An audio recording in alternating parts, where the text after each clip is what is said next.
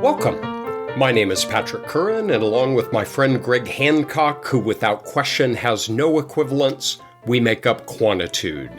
We're a podcast dedicated to all things quantitative, ranging from the relevant to the completely irrelevant.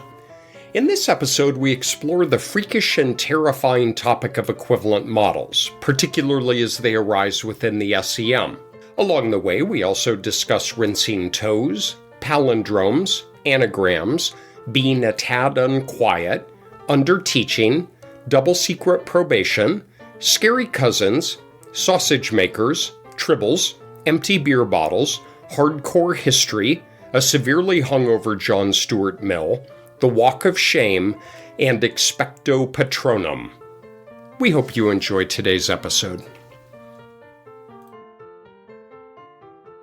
I'm sorry that I'm late this morning. I have an excuse, but I'm sorry that I'm late. I would be more worried about that if I weren't more late myself, and you just didn't realize that. Yeah, I logged in late, and it's like you're not even logged in yet. That's because I got so disgusted with your lack of respect for timelines that I stormed out onto the back deck with a cup of coffee and sat and watched a squirrel try to get into my squirrel-proof bird feeder. 2 reasons I'm late. One is I had to rinse my toes. I was feeding, well, you've met Gus. You know Gus, our dog. Gus and I know each other on an intimate basis. Gus has licked you in ways that I think make you married in 14 countries. When I feed Gus in the morning, as I scoop out his food, when I'm wearing flip-flops, he drools, and sometimes my foot is in a bad location, so he drooled just right through my flip-flops and my toes. Thing 2, though, is I had to get something off the printer that I wanted to share with you, but the printer was malfunctioning. I don't think you know this about me. I like words, and I even collect words. I have things that send me words each day and, words I might not ordinarily use. I like to learn new words, and I keep files of words that I think are really cool. I also just like language a lot. So, for example, if I said to you, a man, a plan, a canal, Panama, you would know what that is, right? Yes. That's the part where you say what it is. You asked me a question and I answered. Yes, that did. Would be a palindrome. In that one, very, very cool, right? You read it from left to right, right to left. A couple of palindromes that I like besides that one. I don't know. Do you have any favorites, though? 6116. I don't know any palindromes, so I just made that up. I can give some others of my favorites. 212. We can do an episode on this if you would like. That's really good. That's really good. I actually don't know a single palindrome. I like this one. Do geese see God? That's kind of cool. Never odd or even. I like that one. One that made me think of you from something you said really early on in the podcast. Yo, banana boy. Do you know why that made me think of you? Because I don't listen to anything we ever record. No, I have no idea. Because on your list of rules, one is that you can't leave a banana peel in your garbage can. Oh, that's totally true. Yeah. So that made me think of you. I like anagrams a lot. Anagrams rearrange the letters and you can create some other thing. We had in one of the end parts of an episode that quantitude can be rearranged into quaint duet. I forgot about that. Yeah.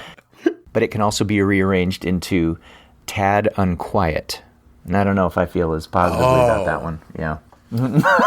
Let me share with you one of my favorite. You can take 6116 and make it 1616. Yeah, I don't know any anagrams either. I'm trying to be part of this conversation, but... That's okay. That's okay. I didn't really expect you'd contribute a whole lot.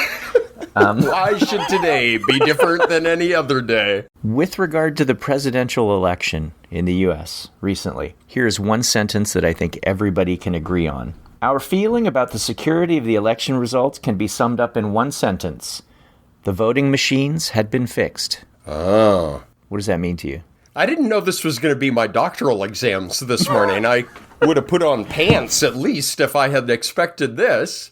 I will go with they were repaired. I like that one because you got one word that can actually mean the exact opposite of what's going on. But here's the one that I think is most relevant for us right now. These are words, anagrams, that if you rearrange the letters, they can mean the opposite. Okay. So if I take the letters in the word united, I can rearrange them. Do you know what I'm going to come up with? Dinte. it. That's it. Yeah, if you rearrange the letters in united, you get untied. Mm-hmm. That's kind of nice. If you rearrange the letters in honestly, you get on the sly. Oh. I love stuff like this, where you can take the basic building blocks of something and arrange them differently and get something that means something entirely different. So help me out here. As usual, engaging, entertaining, unclear where this is going. I think that's the hallmark of what we do. Could we put that on a coffee mug too? Yeah, so the last one that I'd mentioned where you can actually take fundamental building blocks that make up one word and rearrange them, or as we might say more generically, connect them differently and come up with something that means something that is entirely different, if not actually the opposite, is very, very symbolic of some of the things that we run into in our world of not just data analysis, but thinking about models in particular. And I think that's probably a topic that is grossly overlooked in our world, this whole idea of whether it's alternative or equivalent models. It seems like something that really ought to be made more explicit.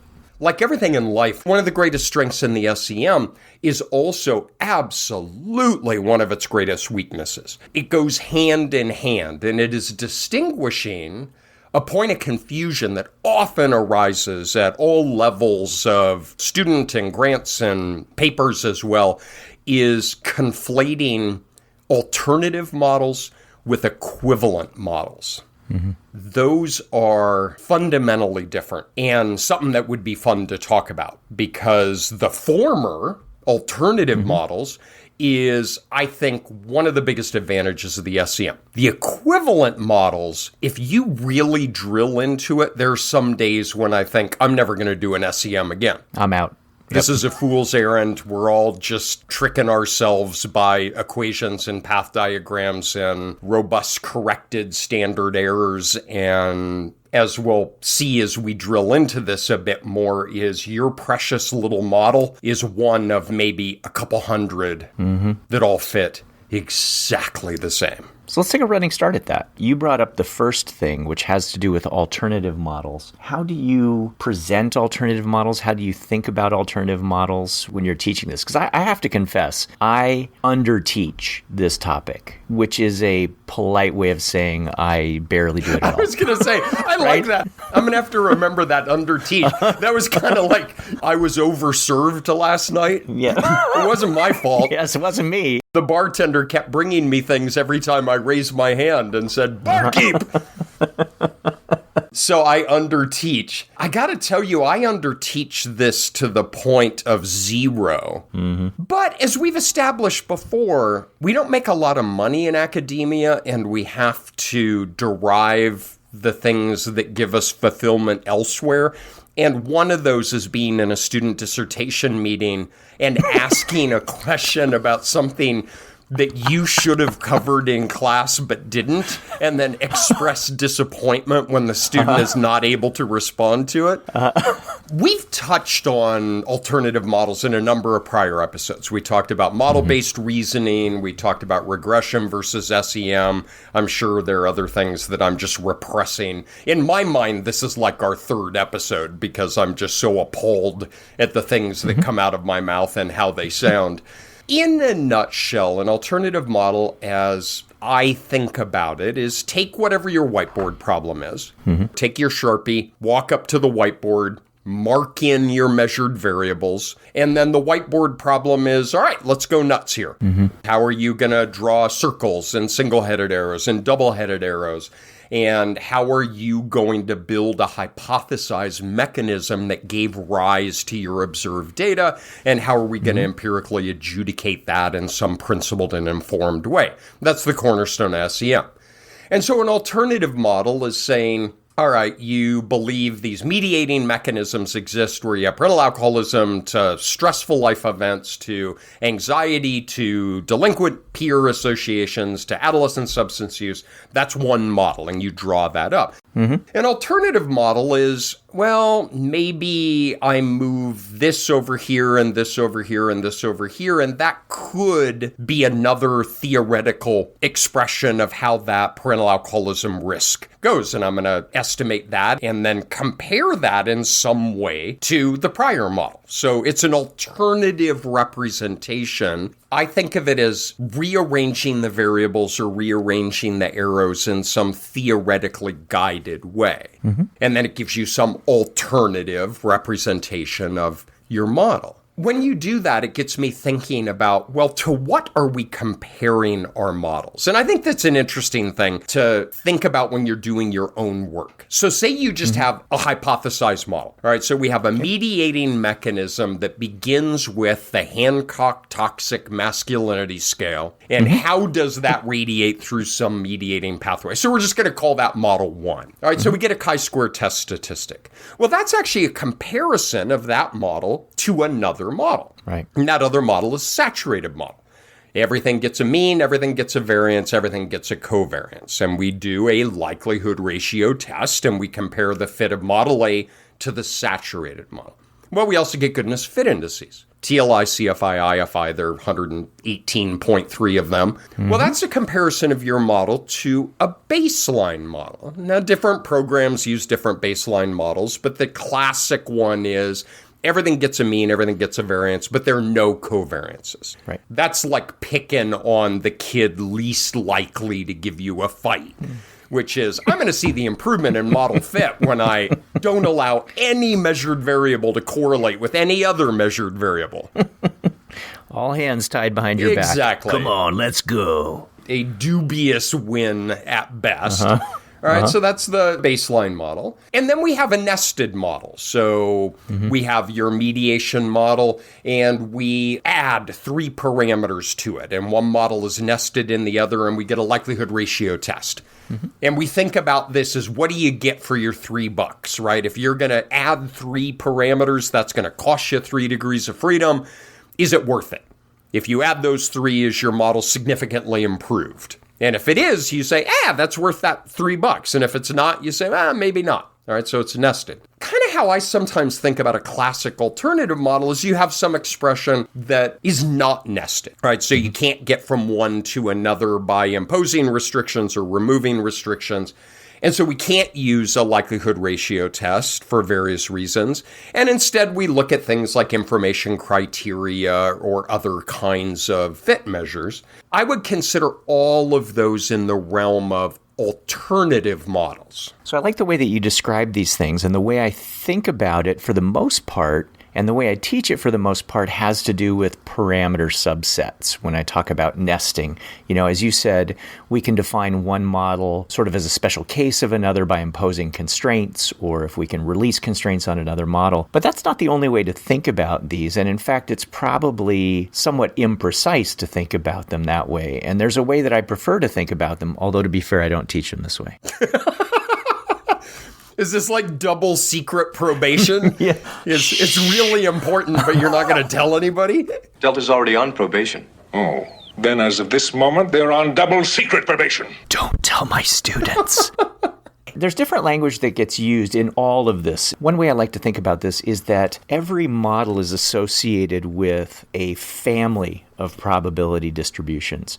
So even something like simple regression kind of model. Imagine all the different possible values for the slope, all the different possible values for residual variance, all the different possible values for the variance of an X predictor. What those do is those define all the different possible distributions that we can have for X and Y.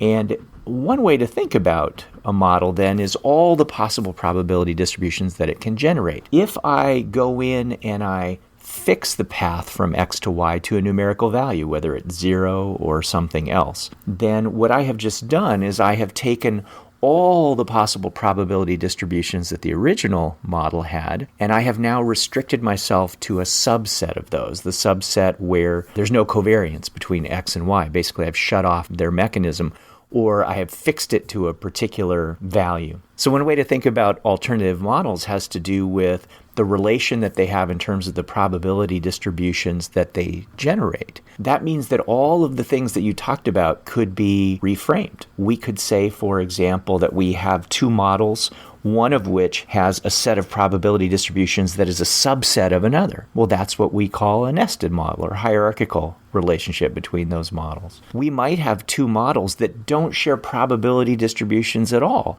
So one person goes up to the board and draws one thing, another person goes up and draws another thing.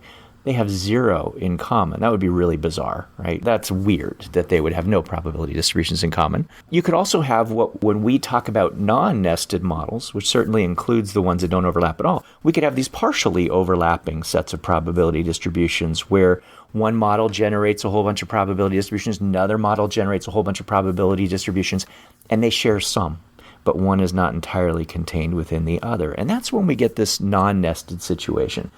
And the language of nesting for me, or the language of hierarchical relations to me, is one that in my head is very wedded to sets of parameters, but it's really broader than sets of parameters. And the place where that's the clearest is in what you said about how we get a chi-square statistic associated with a given model. We're comparing this back to a saturated model, which the way I like to think about it is that all variables are connected with two-headed arrows to all other variables. And I might look at my model visually and say, well, my model isn't a special case of that in terms of parameter subsets. My model doesn't even have two-headed arrows. How could my model be a special case of that? That's where defining things distributionally is a little bit more freeing, right? That we don't have to think about things in terms of parameter subsets. So that's the way I think about it. But that's not, at least not the way I initially teach it to people. I initially teach it just in terms of list out all the parameters. Are all of these things contained in that? You're right. It's broader than that. This is one of those things of be careful for what you ask because you might just get it, right? How many of you out there have gotten your notice of award from a grant and gone out to celebrate with your team and you all just sit there in struck silence because now you have to do it? And somebody is trying to remember whose idea it was to submit the application anyway. In that spirit, one of the greatest strengths of the SEM, unambiguously, is we can walk up to that board and we can draw in these single-headed arrows, double-headed arrows, circles, triangles in any way our heart desires. And we're not locked into certain structures or expressions as we are in other modeling frameworks. We talked earlier about the multiple regression model that once you click on the dependent variable, everything just populates automatically. You have no choice in the matter at all. And as we all know, it comes down to control. Hello? Hello? Oh, finally, I get the remote. Everything's a control issue. And we have absolute control. And so one of the greatest strengths of the SEM is this notion that I can do this, and I can do this, and I can do this. And those are alternative models. And it's critical that we embrace these as we use these kinds of things in practice. But alternative models brings his cousin with him to the party. And he's leaning over against the wall, and he's got a beer. And he's smoking inside when nobody else is smoking inside. And nobody wants to go up and really talk to him because he looks scary as hell. But nobody wants to ask him to leave because he's big and tattooed. Barry, you want to introduce me to your friends? Yeah, this is Chris. We were in the Marines together. Great. And that is equivalent models.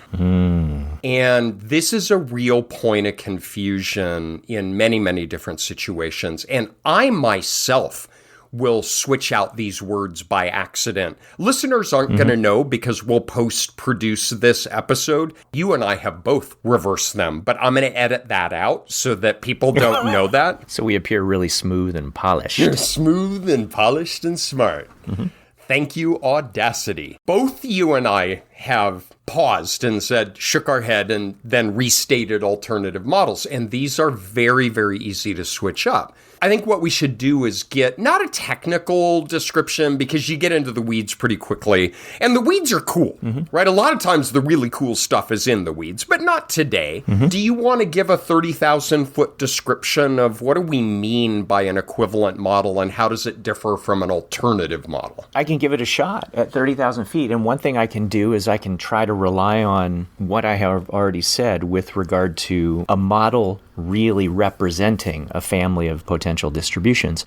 And let me use an example along the way. If I have a model that says X influences Y influences Z, if we think about all the different possible values that we could have for the parameters in that model, that defines a whole family of multivariate distributions. We could also have, as an example, a model where paths go from Z to Y to X. And we think about all the possible values that the parameters in that model could have. It defines the exact same set of distributions that we could have. So in that sense, we could define equivalent models as those that have identical families of distributions associated with them. Alternative models, on the other hand, are just other explanations we are entertaining. And those other explanations that we're entertaining might have probability distributions in common. They might have none in common. They are merely things that we consider to be theoretical competitors, whether or not they have this special relationship. And this reflects, I think, how you and I, in a little different way, maybe approach problems. I think about mine even more colloquial than that when I'm thinking about it. It's exactly the same, and I love yours. I love that thinking about the distributions. But I think about things like the sausage maker, all right?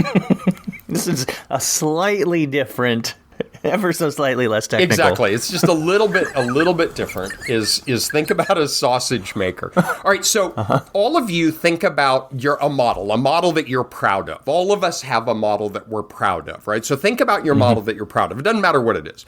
A path model, a factor model, a full SEM. Just think about that in your mind's eye, all right? And think about all the parameters that are in that. There are factor loadings, means, variances, residuals, covariances, regression coefficients, whatever defines the model. Gather them all together, pick them off the page, and put them in a row. That's your vector theta. All right, that's your model. When you talk about your model, you're really talking about what lives in theta. These lambdas, these nus, these psis, these betas and gammas, whatever it is lives in this vector theta. All right, that's yours. Nobody can take it away from you. All right, that's your model. And when you talk about what is your model, what is my model, it's what lives in theta.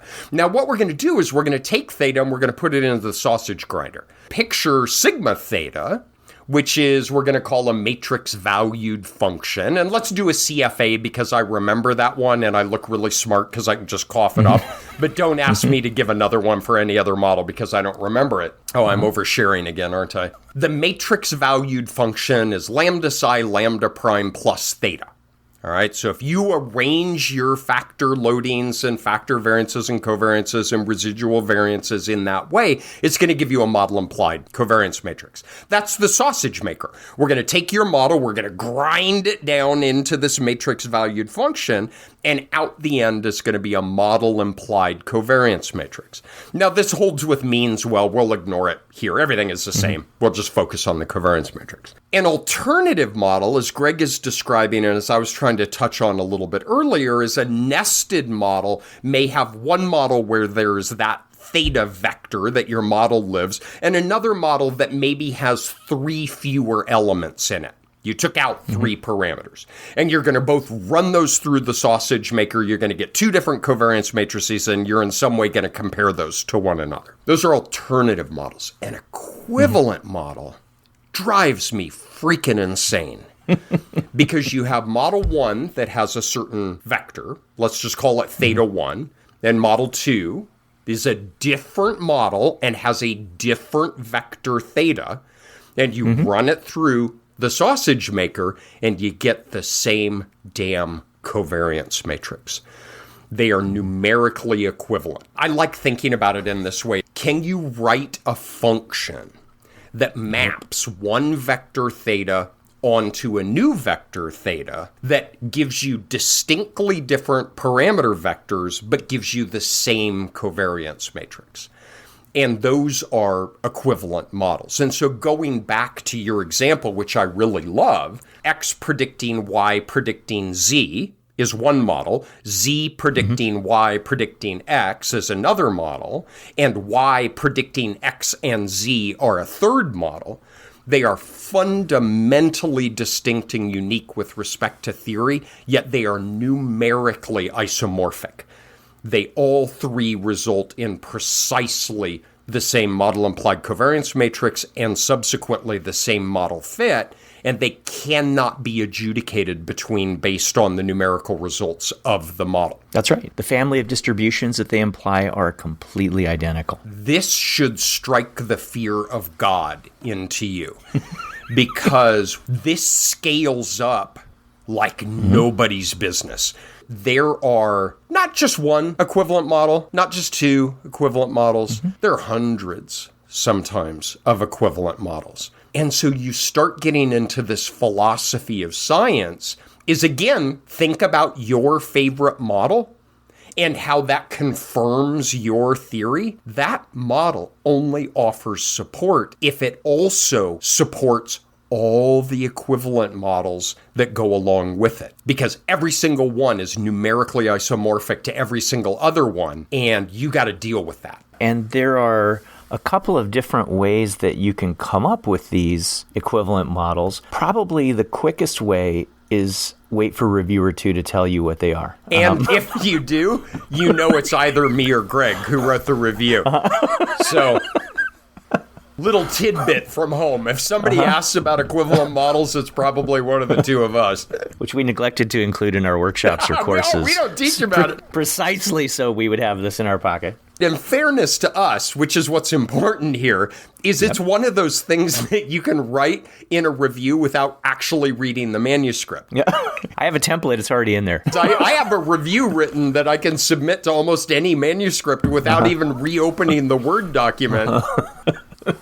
So option 1 is pretend it doesn't exist unless Greg reviews your manuscript, and then you roll your eyes and you got to deal with it. I would like to think there are other options. Yeah, there are other options, and they're really, really messy. Yeah. That doesn't make them unimportant, but they're incredibly messy. So we talked about a model that has only 3 variables, and we gave you 3 different ways to arrange those that would all be indistinguishable on the basis of fit.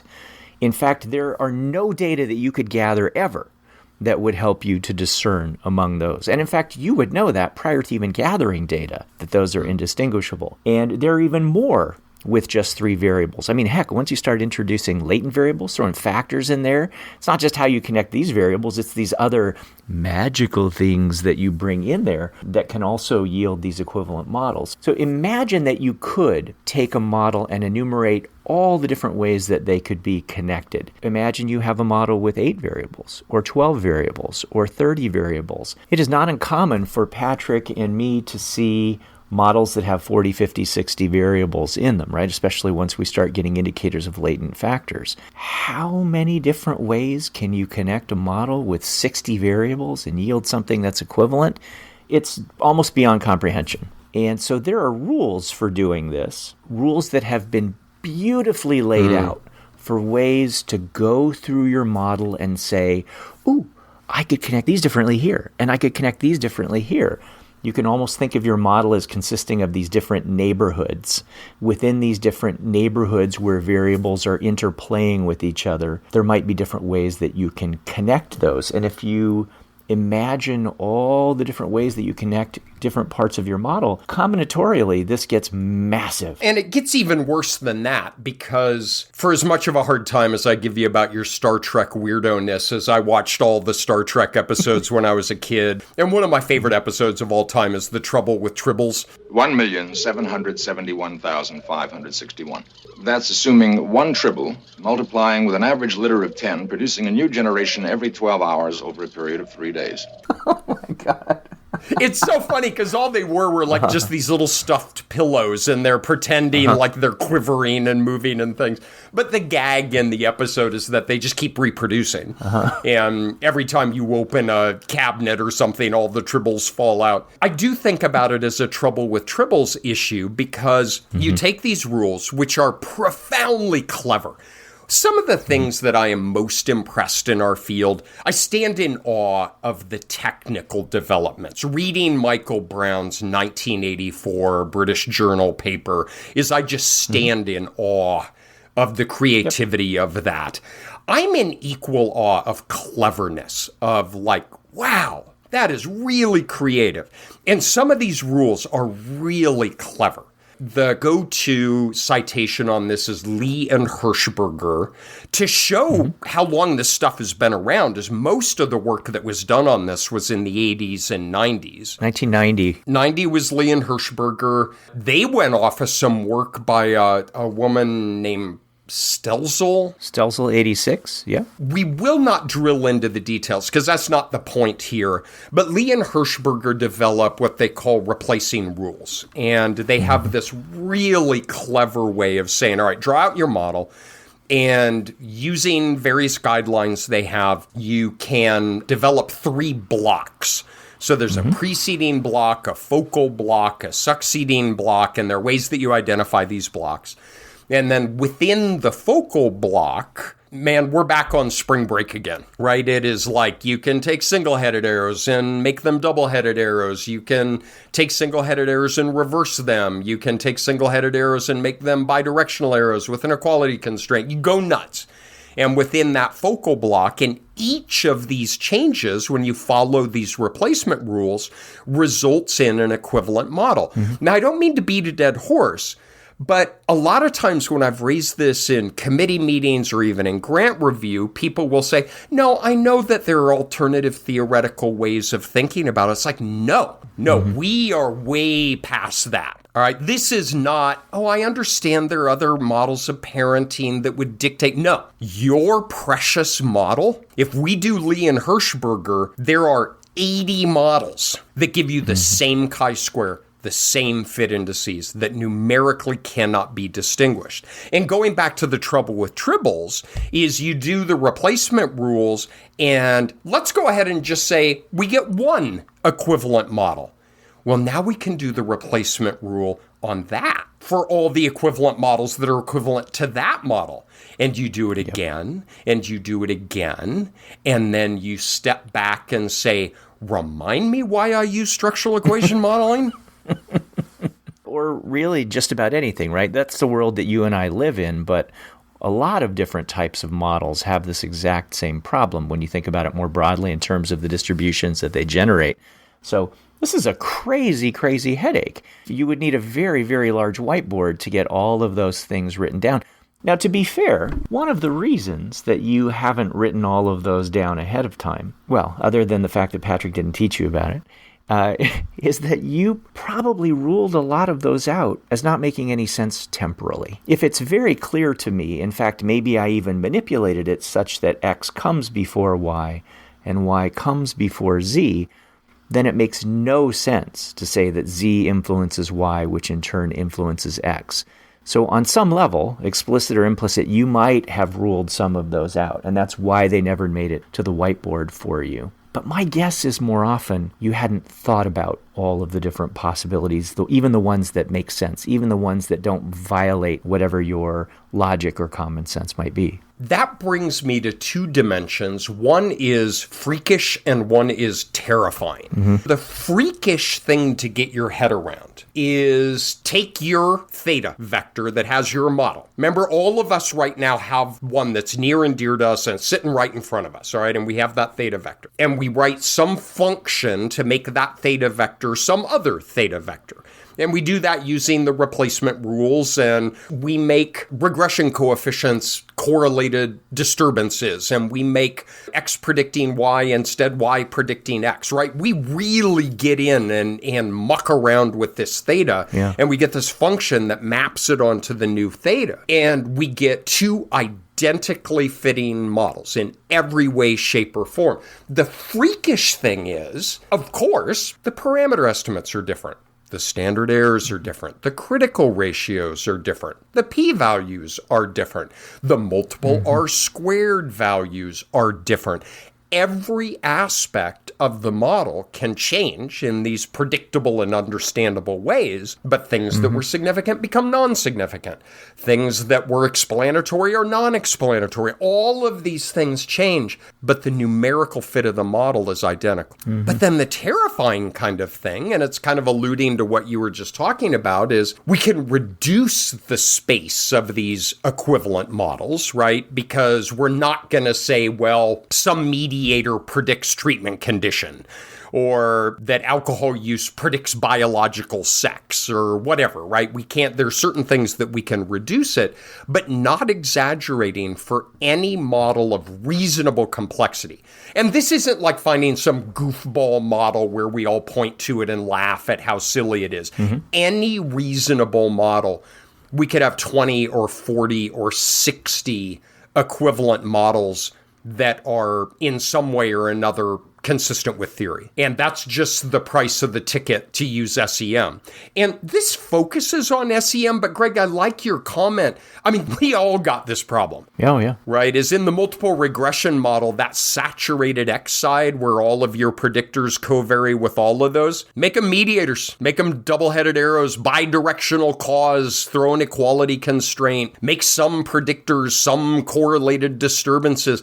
They're all the same. Yep, you can even throw some latent stuff in there if you want. Oh, yeah. I want to give you a heads up about a change that I'm going to make on the podcast. Whoa. You're calling an audible right here? Oh, please, you did the whole outlier bell without even talking to me about it. We checked collaboration at the door a long time ago. All right. You're going to find this a little ironic. I actually don't like podcasts. Wait. Other than Kai. Don't. Am I allowed to use his name? Do you want to talk about this now? I told you it was a moment of intellectual passion when I cried out his name when you and I were arguing. I've listened to a few podcasts, but I'm listening to one for you history buffs out there. There's a guy named Dan Carlin, and he has a podcast called Hardcore History, and it is so awesome. Okay, this particular one is 16 hours on the Pacific theater of World War II. All right, 16 hours. But the point is, and why I want to do it, is he's got this gravel voice that he talks about. And so, and he uses these awesome colloquialisms. And so he'll say things like, they had little use for libraries or organized athletics. Many wore expert badges for proficiency in rifle, pistol, machine gun, and bayonet. So I'm going to try to start talking like that on the podcast, all right? So the models that you hold so near and dear to your heart to confirm your precious theories turn out to have dozens, hundreds of alternatives. We know what they are. We know where they come from. But tell me, my friend, where do we go? Can you do that every episode? No, because I'm going to have no voice left. That right there... I feel like a pack-a-day smoker after that one. Camel, no filters. How he does that for 16 hours, I do not know. That's it for me, man. If you could go ahead and wrap up the episode, I'm going to go make a nice chamomile tea. All right, so you just said, where do we go from here? This is a great question, right? So on the one hand, this is part of the deal, right? Equivalent models is just part of the deal with regard to the science that we do. One of the things that I want to make clear is that it's not really just about structural equation models. And I mentioned that a little bit earlier. If we think about an exploratory factor analysis, we have the issue of rotational indeterminacy, that even if we have decided on a particular number of factors, the orientation of those factors, whether orthogonal or one of the many different oblique solutions that we could possibly have, that creates a series of what you could argue are equivalent models. But it's also not just in this world. I don't remember if we addressed this before back when we were talking about mixture models in our Sir Mixture a Lot episode last year. Was that last year? I wouldn't know because I don't listen. But there's also an equivalence between models that use continuous factors to explain what's going on and models that use mixtures to explain what's going on. Under certain configurations, you can actually generate one from the other, the set of parameters from one to the other. the idea of equivalent models even sort of transcends domains that we're accustomed to thinking about, maybe. And so we are stuck with the ones that we understand, where we can flip arrows and hook up disturbances and all of that. But it can even be broader than that. This is just the price we pay to do what we want to do with these models. And you're absolutely right, as we're focused on the SEM, but this generalizes to almost anything that we do. Yep. You were talking about the Sir Mixture-a-Lot episode is back in, I don't know, you remember these better than me, in the 50s? Was it Gibson showed the relation between the factor model and latent profile analysis and how they're isomorphic? Exactly. But make fundamentally different statements about the underlying population mechanism that gave rise to your sample data. We've been doing this the whole time. It's just only now are we becoming a little bit more cognizant of it.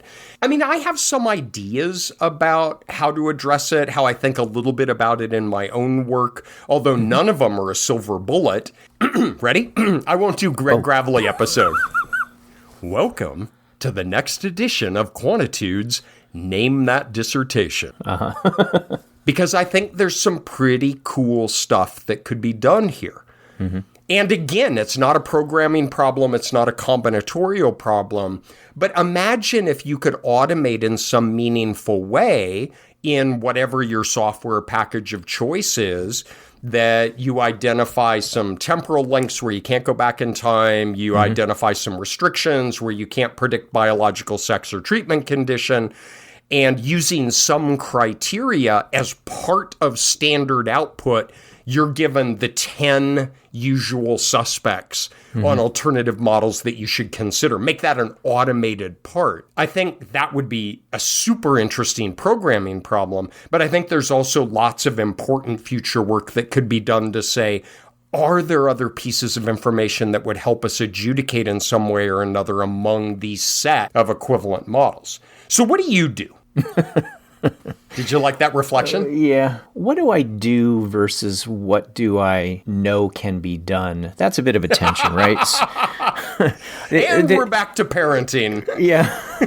I mean, the honest answer is I don't do much myself. And part of that is because I tend to live in a much more methodological world than an applied world. But even in an applied world, I tend to make an assumption that the models that are eligible for consideration, whether they're alternative models, equivalent models, whatever, that they are on the table. Intellectually, as much as I know about all the different rules for generating equivalent models, I have to be honest and say that I don't pay them as much mind as I should. I sort of have assumed that theory has taken care of that along the way.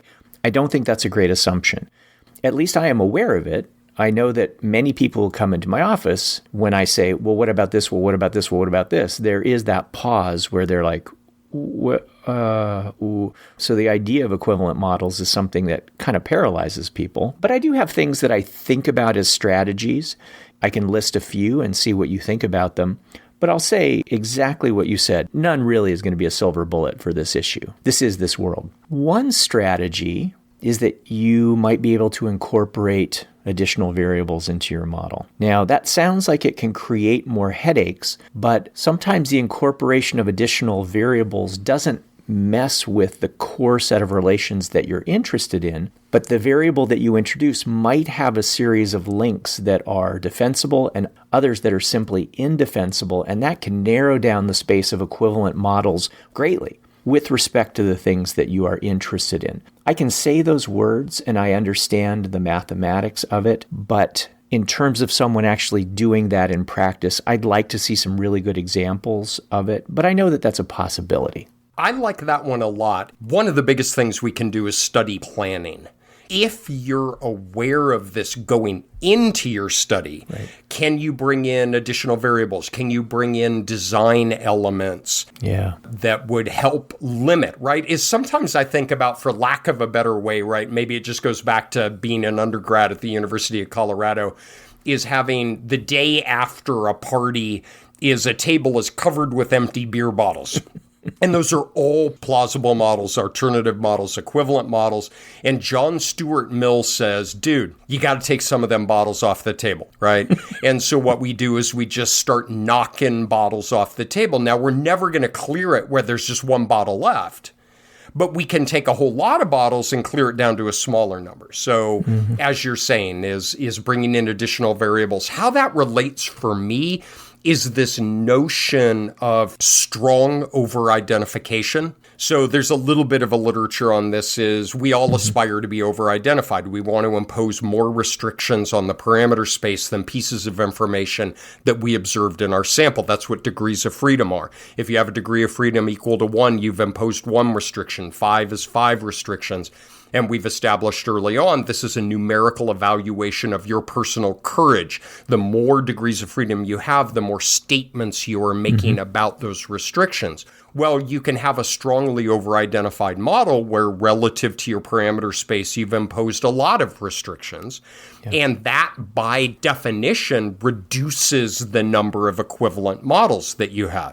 But where do you pay the reaper? Well, it goes back to what we were talking about earlier in the episode, which, listeners, was actually 2 days ago because Greg's computer crashed. And so right now we're doing the second part. Is just a few minutes ago, we talked about, I did that gag and then I forgot what I was going to tie back to from earlier. Got it. I'm back. Okay. Alternative models is the chi-square is comparing your hypothesized model to the saturated model.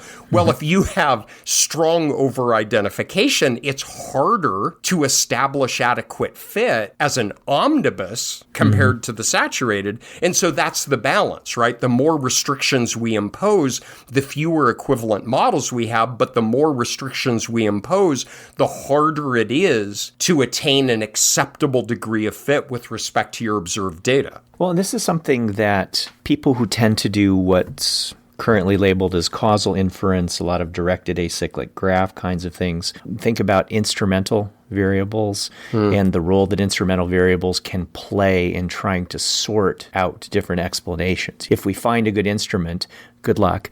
If you find a good instrument and get it into your model, how can that narrow down the span of causal explanations that we have to be able to identify a particular link between things? So it's very clever, and I think it's an example of this. So that's one thing that at least I know intellectually to talk about when faced with this situation. And I think your point is such a great one, and that is that thinking about this in the planning phase, not in some post hoc, oh crap, is there something else we can throw in there?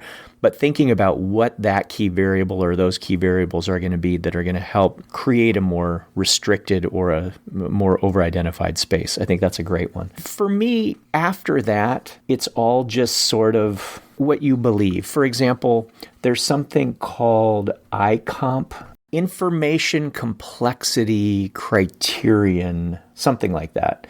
I think it goes back to the 90s with Larry Williams and maybe some other folks in the business literature. The basic idea of an information complexity criterion, though, is that a model can be characterized in terms of two pieces of information. One has to do with the extent to which your model fits or actually misfits, and then something to do with how complex your model is. And we've narrowed down ways that we talk about model misfit. Often it's based on some test statistic like a chi-square or variations on that. And then there's the issue of, well, how do you characterize the complexity of the model? And it can be something as simple as degrees of freedom or numbers of parameters or variations on those with and without logarithms, with or without n. And you have a whole family of information criteria. But when you have equivalent models, what you find is that, well, my fit is the same, though, and my degrees of freedom or my number of parameters are the same, and my sample size is the same. So how am I going to discern? And the answer is, well, you're not going to do it on the fit of the model.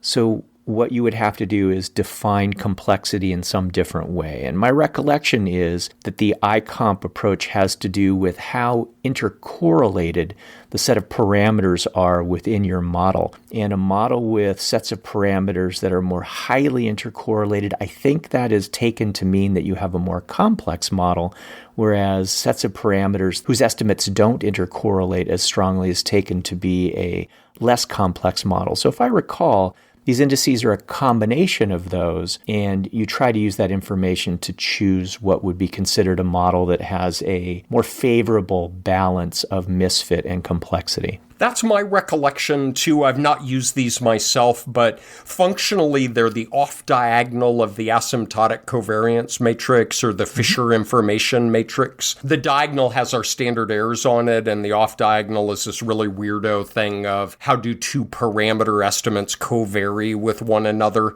Yes, I like that. I think it's interesting. There are other numerical values people have talked about in addition to complexity, looking at the total R squared in all of your dependent variables has been talked about. A little bit on individual residuals. Just because the model implied covariance matrices are the same doesn't mean that the individual residuals are the same, and so there's some interest there. But at the end of the day, there's really not very much you can do numerically to distinguish between these. And that's the whole thing that started this, right? Is they're numerically isomorphic. To me, I feel like there are a handful of things to know going in. One is simply recognize this exists. And so when we talk about model confirmation, model replication, that the final model that we end up with is a representative of a set of models that vary in degree as to plausibility or alternative mechanisms, but you gotta know that these things exist when you're thinking about your model late at night or when you're presenting it to the reader. Again, that line that comes up with Lee and Hirschberger is the support of your hypothesized model is limited by the extent to which you have support for the entire set of equivalent models. And then it becomes like, okay, so what do you do with that? Well, I think about like a general triplet, and different authors, I'm not generating this myself. This is drawing from, again, some of Lee and Hirschberger's work, Stelzel's work. McCallum and colleagues have a nice paper on this in 1993, I think, Psychable. You have kind of three options. I'm a counter, and I like thinking about what do you do. One is you just do business like almost all of us do, including myself, which is you just retain your hypothesized model as if that's the only model. And maybe you say that this is one representation, but you don't do anything meaningful with it. The second option is you identify a set of equivalent models and identify the subset of those that are equally plausible to your hypothesized model. So you don't have to do a walk of shame and you have 38 equivalent models that fall into the focal block, right? The trouble with Tribbles problem is maybe out of the set of equivalent models, maybe there are 3 that are theoretically plausible that you should consider. And maybe you conclude on those 3. The third option that I kind of like, I don't agree with, but I like it, but it's the kind of like, we report, you decide. You know, whatever news. Is that Fox News? Oh, God, I hope not. One of my favorite pictures of my daughters are on our mandatory New York City trip, and it's them flipping off the Fox News headquarters. I think I sent you a picture of that. Oh, yes, you did. But it is that you're going to be agnostic, that you are an objective reporter, and that you have a hypothesized model for the reasons that you do, but that you're going to identify 10 plausible alternatives. You're going to list them out, and you're not going to make a judgment about those. There's an argument that can be made for that. Yeah. We report, you decide. I don't agree with that, because I'm not going to spend 40 minutes sitting on my couch with a cat sitting on my head reading a paper and then not have you, who are a content expert, tell me which one I should rank first. But it's an option. I like the looking ahead version, that we acknowledge that there are some competing equivalent models and we can't adjudicate among them, but what might be the next steps to do? If we weren't able to do it in this study, are there ways that we can design the next study, either in terms of gathering variables or in terms of the actual experimental design that we do that would help to sort among these? I would really like to see the authors lay out the next step, as opposed to us just sort of walking around in this hall of mirrors for the rest of our life, making a decision about where the actual door is to get out of it. And like everything, it's one more bean in the pile to collect repeated measures data. This by no means solves the problem. And indeed, it gives you a couple of new problems, but at least you can't go back in time. Right. If you think about it as the beer bottle problem, all of those empty Coors Light cans That Coors Light doesn't even come in bottles. The cans, we'll have the beer can problem. Yeah. Let's just leave it at, I didn't study a lot in college. You can at least go to the table that a severely hungover John Stuart Mill has his feet propped up and he's trying to relight a cigarette that he found floating in a glass. You can at least go up and say, hey, Johnny, I can take off all the beer cans that go back in time, because that's not plausible. So it's all about reducing plausibility, right? That's the motivation here. There are 25 ways from Friday why longitudinal data is beneficial, and a big one is it knocks a couple of cans off the table. Because the future can't influence the past, right? Tell me why you paused in saying that. There are a lot of Star Trek episodes. And even Harry Potter, quite honestly. I mean, in Prisoner of Azkaban, Harry knew that he could cast a Patronus because he had seen himself do that in the future. Expecto patronum! So one way to think about all the things that we've been talking about today has to do with ways that you can rearrange the elements that you're dealing with in your theory and come up with a competing explanation that is actually equivalent. And that brings me back to the anagrams that we started with. So I went to an anagram solver and put your name into it, but I got two. I don't know what you think about this. So I don't know what, my heart rate just went up a little bit. Really? Okay. So if we rearrange the letters in Patrick Curran, we get I ran truck crap. I don't know what it means. The other one with a variation on spelling is a current prick. That, my friends, is an equivalent model. I got nothing on that. Thank you, everyone, for your time, and we will talk to you next week. Take care, everybody. Hey, Couponers, don't forget to tell your friends to check us out on Apple Podcasts, Spotify, or wherever they usually go to get podcasts to listen to when they want to take a break from hilarious pet videos on YouTube. Can you believe that dog tore up the pillow while the family was away? And now he looks so guilty. That's so funny. You can also follow us on Twitter, where we are @QuantitudePod, and visit our website, quantitudepod.org, where you can leave us a message and listen to past episodes. And finally, you can get Cool Kid Quantitude merch on redbubble.com, where all proceeds go to donorschoose.org to help support remote access and low-income schools. You've been listening to Quantitude. We are to podcasts what carpenter ants are to podcasts.